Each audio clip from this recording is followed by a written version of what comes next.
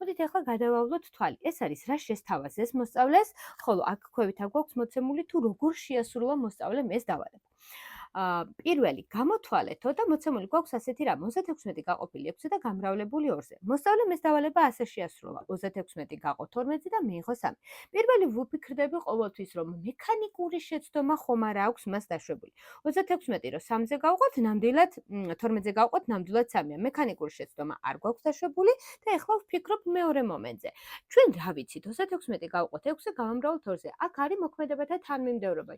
ასევე ჩვენ ვიცით რომ მოქმედებათა თანმიმდევრობა სრულდება ასე ჯერ ფრჩხილებში მოქმედება, შემდეგ გამრავლება გაყოფა, მიმატება გამოკლება. ზუსტად იმ თანმიმდევრობით აქვს მასაც შესრულებული, რომ ჯერ გამრავლება გააკეთა, მერე გაყოფა. მაგრამ ეს მაგალითი ხომ არის ტოლძალოვანი. ტოლძალოვან მაგალითში როგორ ვიქცევით?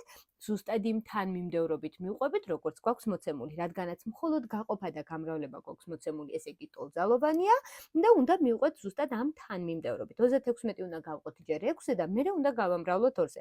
ამიტომ მას არასწორად აქვს პასუხი მიღებული.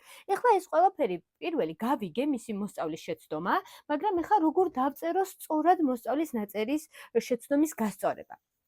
პირველი, რაც უნდა გავაკეთოთ, ის არის დავნომროთ პირველი სავარჯიშოს პირველ საკითხში დაშვებული აქვს შეცდომა რაში მოქმედება და თანმიმდევრობის დროს, ხო, მოქმედება და თანმიმდევრობა არ დაერღვია, იგი სწორად ამოხსნიდა. სწორედ ამაში უშვებს შეცდომას. დაშვებულია შეცდომა მოქმედებათა თანმიმდევრობის დროს. ეს ვიპოვე, ამოვწერე. ეხლა როგორ გავასწოროთ სწორად? ეხლა უნდა დავწეროთ ჩვენ როგორ უნდა ეწეროს. უნდა ეწეროს რა, 36 რომ 6-ზე გავყოთ, ხომ არის 6? 6 გამრავლებული 2-ზე უდრის 12-ს. რატომ ვწერ ახლა ესე ნახეთ? პირველი რა გააკეთა მან 36 უცვლელად გადმოიტანა და 6-ისა და 2-ის ნამრავლი დაწერა, ამიტომ მეც 36 გავყავი 6-ზე და ამისი პასუხი დავწერე და შემდეგ გავამრავლე 2-ზე. აი ეს არის ის კონკრეტული ამოხსნა თუ როგორ უნდა დავწეროთ მისი შეცდომა, როგორ გამოვასწოროთ, ასე ვთქვათ, როგორ უნდა ეწეროთ სწორად. ყველაზე დიდი შეცდომა, რასაც მოქმედი პედაგოგები უშვებენ ხოლმე პრაქტიკაში როგორც ეყარებენ, რომ დეტალურად და დაწვრილებით უწერენ მოსწავლეს თუ რატომ შეეშალა, რომ სხვა დროს აღარ გაიმეოროს, მოსწავლის ნაწერის გასწორებაში სასერტიფიკატო გამოცდის დროს 100 არ ვწერთ და ეს დეტალი გაითვალისწინეთ, რომ მაქსიმალურად ყველა პლუს ქულა მოიპოვოთ და მაქსიმალური ქულა დაგეწერთ. ეს არის სულ პირველი შეცდომა, რაც ვიპოვეთ და გავასწორეთ და ახლა გადავიდეთ მე შემდეგზე ვიპოვოთ შემდეგი შეცდომა. 1.2 საათი უნდა გავყოთ 2-ზე. რა გააკეთა? 1.2 რომ გავყოთ 2-ზე, 1.2 მიათედი არის ნამდვილად 0.6, ოღონდ აქ დაგვიწერა წუთი. აქ საათებში გვაქვს მოცემული, აქ დაგვიწერა წუთებში. ესე იგი, მან წუთებში გადაყვანა არის ის გაყოფა სწორად შესრულა, მაგრამ წუთებში ვერ გადაიყვანა სწორად. ამიტომ დავწერ მე ისევ პირველი სავარჯიშოს მეორეში დაშვებული აქვს შეცდომა საათის წუთებში გადაყვანის დროს, იმიტომ რომ საათი წუთებში ვერ გადმოიყვანა სწორად. საათის წუთებში გადაყვანის დროს. ეს ნიშნავს, რომ მე ვიპოვე მისი შეცდომა, სწორად ამოვწერე მისი შეცდომა. ეხლა უნდა დავწეროთ ჩვენ როგორ გავასწოროთ ეს. უნდა ეწეროს ნახეთ, 1.2 რომ 2-ზე გაყო, თუ მინდა რომ აქ წუთები დაუწეროს, ეს 2-ზე რო გაყო ხომ მიიღო 0.6 მიათედი საათი და საათი რომ წუთებში გადავიდეს, ის აუცილებლად 60-ზე უნდა გამრავლდეს, ხო? ოღონდ მე ამას აქ საგამოცდო ფურცელზე არ ვწერ. ცალკე სამუშაო ფურცელზე ვაკეთებ, რომ 0.6 რომ 60-ზე გავამრავლოთ, იქნებოდა 36 და პასუხს წერ პირდაპირ 36 წუთი.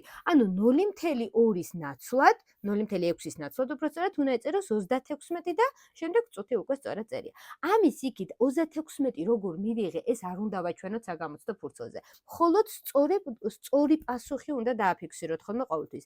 მოსწავლის ნაწერის გასწორების დროს საგამოცდო ფურცელზე არ დაწეროთ ზედმეტი არაფერი. მხოლოდ კონკრეტულად ვიპოვე შეცდომა, ამოვწერე შეცდომა, გავასწორე კონკრეტულად ის მომენტი, რაც შეეშალა მას. ამის იქით არაფერი არ დაწეროთ ხოლმე. ახლა გავაკეთოთ მესამე სავარჯიშო. 1.1/5 უნდა გავამრავლოთ 2.2/3. ეხლა როგორ გააკეთა მან? მაგალითი აქვს გადმოწერილი და მერე გააგრძელა. 1 გაამრავლა 8/3-ზე. 8/3 საიდან მოიტანა? ნახეთ, 2 × 3 6, 6 რო 2 მივუმატოთ 8. ეს გადააქცია შერეული წილადი გადააქცია არაწესიერ წილადად. მთელი გაამრავლა ჯერ ამაზე და შემდეგ მიუმატა წილადი მთელსაც ქონდა 1/5 გამრავლებული ისევ 8/3-ს. და რა მიიღო? ერთხელ 8/3 ისევ 8/3-ია, მიმატებული ერთხელ 8 არის 5 × 3 15-ია. ესეც სწორადაა გაკეთებული. მათი საერთო მნიშვნელი იქნებოდა 15 და მაგრამ ეს ყველაფერი მას გამოტოვებული აქვს და მოდით მაშინ აი ესე დამატებით ფურცელს ავიღებ და თქვენთან ერთად გავაკეთებ. 8/3-ს რომ მივუმატოთ 8/15, ამათ საერთო მნიშვნელი ხომ იქნებოდა 15. 15-ში 3 მოთავსდება 5-ჯერ, 5-ჯერ 8 არის 40, მივუმატოთ 8, ეს იქნებოდა 48/15.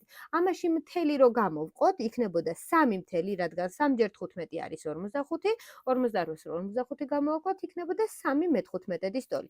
ეს 3 და 15 შემილია შევკეცო და იქნებოდა 3 მთელი 1 15 რო 3-ზე გავყოთ, იქნებოდა 5 ტოლი. ანუ ყველაფერი სწორად აქვს გაკეთებული მას. იმის და მიუხედავად რომ მე შეიძლება ესეთი გამრავლება არ მომწონს და უფრო მარტივი გზითაც შემეძლო გამეკეთებინა ის რომ პირდაპირ 1.1/5 ხომ იქნებოდა 1/5 5 იქაც 1 6/5 გამრავლებული 8/3-ზე. ეს შემეძლო პირდაპირ გამემრავლებინა და მექნებოდა 48/15 გამოვყოფდი და 3.1/5-ს მივიღებდი. ეს უფრო მარტივი და მოკლე გზაა, თუმცა მოსწავლემ როგორც შეასრულა, ის არის სწორი. თავარია მას სწორი პასუხი მიიღო. შეიძლება მე არ მომწონდეს ის ამოხსნის გზა, რომელიც მოსწავლემ შემოგთავაზა და დაწერა, მაგრამ ეს იმას არ ნიშნავს, რომ მას არასწორად უწერია. რაც სწორად უწერია, იმას თავს ვანებებ. არც პლუს უწერ, არც საგამოცდო ფურცელზე არ ვწერო, აი მაგალითად პირველის მესამე მას სწორად აქვს დაწერილი. ამას არ გვეკითხებიან ჩვენ. რაც სწორ და ძალიან ხშირად უშვებენ ხოლმე მასწავლებლები ამ შეცდომას საგამოცდო საკითხების დაწერის დროს. სასერტიფიკატო გამოცდებს გულისხმობ. როდესაც საგამოცდო ფურცელზე წერენ, რომ მას ეს სწორად აქვს დაწერილი. ამას არ გეკითხებიან თქვენ, მხოლოდ შეცდომების პოვნას, ამოწერას და გასწორებას გეკითხებიან, ამიტომ ზედმეტი არაფერი არ დაწერო. არ მომეწონა ამოხსნის გზა, თუმცა პასუხი სწორია. ამიტომ არაფერს არ ვუწერ აქ. ვანებებ თავს და გადავდივარ უკვე შემდეგზე.